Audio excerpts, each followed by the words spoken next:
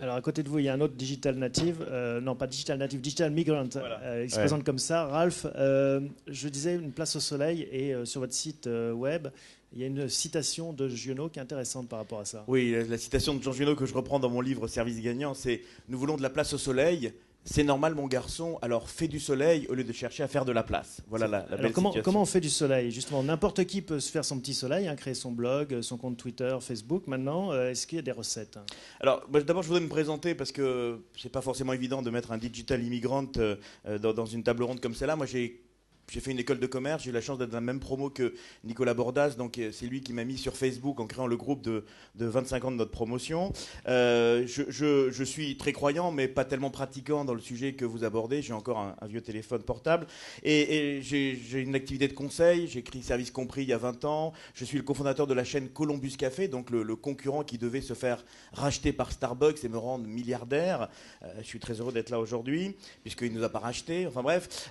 Donc à l'époque de Columbus, on avait, c'est vrai, un site internet qui était super innovant. Quand je vois qu'ils ont 1 million de gens qui les suivent sur Twitter, ça fait rêver. Et il y a 2-3 ans, je suis revenu sur mes activités donc d'observateur des entreprises, Qu'est-ce que vous observez justement? Voilà, alors mon livre Service gagnant, et puis surtout mon dernier bouquin qui s'appelle Génération W. Vous avez vu, hein, c'est ça, sur une place au soleil, c'est faire sa promotion. Voilà, non, mais expliquez pourquoi, parce qu'on pourrait se demander pourquoi. Le Génération 3W qui est Web, Woman, Weather, la révolution est en marche. Et aujourd'hui, cette jeune génération, ce qu'on appelle les digital natives, moins de 25 ans, vous savez, il y a beaucoup de statistiques qui disent qu'ils sont déprimés. Enfin, un chiffre horrible disait qu'il y a 26% des jeunes Français pensent que leur avenir est prometteur. Ça veut dire qu'il y en a 3 sur 4 qui pensent que l'avenir sera une catastrophe pour eux. Eh bien, c'est dommage parce qu'ils ont tout ce qu'il faut pour réussir, puisqu'ils sont nés dans cette nouvelle génération, dans ce comportement. Et moi, je voudrais simplement peut-être ce matin apporter un témoignage. J'interviens dans beaucoup d'entreprises et vous n'imaginez pas le décalage qui existe entre ce qu'on a vu ce matin et la réalité. Je prendrai juste un exemple pour donner cet exemple. Je suis intervenu récemment pour la Française des Jeux. Qui m'avait demandé de faire une mission de conseil sur la relation aux clients. Vous savez, il y a des millions de clients en France de la Française des Jeux. Et la conclusion, elle est bien sûr confidentielle, mais en un mot, c'est simple. Quand vous perdez, tout va bien. C'est quand vous commencez à gagner qu'il y a un problème, parce que où je vais toucher mon gain, comment ça va se passer, etc.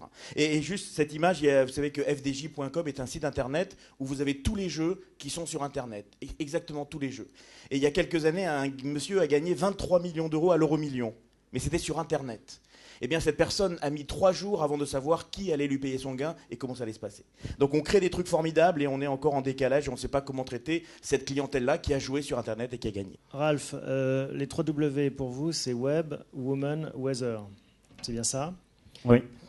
Quelle place ils ont chacun dans ces stratégies d'influence, dans ce business plan de l'influence?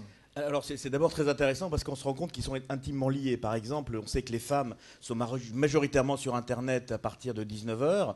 Bon, vers 23h ça change, mais elles l'utilisent énormément. Il y a beaucoup de communautés de femmes, donc si vous voulez, l'outil a été très utilisé.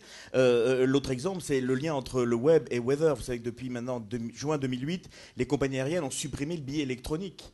Cette suppression du billet papier qui est remplacé par le billet électronique. Ça m'avait échappé. Mais vous imaginez les millions de billets qui passaient par la planète, qui étaient une valeur, donc qui étaient échangés, qui maintenant sont supprimés. Et vous avez quoi aujourd'hui? Vous avez les vieux qui continuent à imprimer leurs billets parce qu'ils pensent qu'il faut quand même imprimer son billet, et puis les jeunes qui l'ont directement sur leur iPhone. Donc ces sujets sont intimement liés, c'est très très intéressant.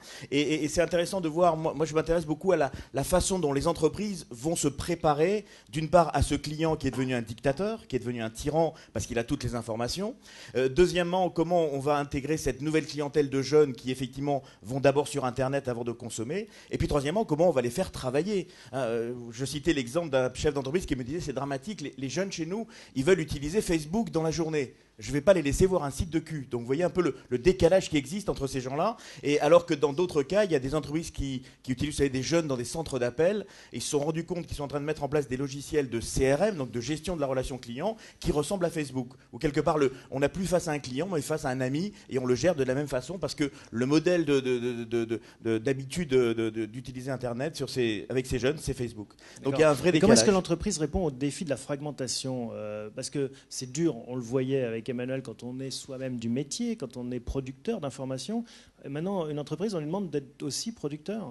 Bah, moi, je crois que d'abord, l'entreprise, elle est un peu en mille morceaux, hein, parce que c'était facile d'avoir 3 ou 4 typologies des clients. Maintenant, il faut pratiquement une entreprise par rapport à un client. Enfin, ce que vous faites, quoi.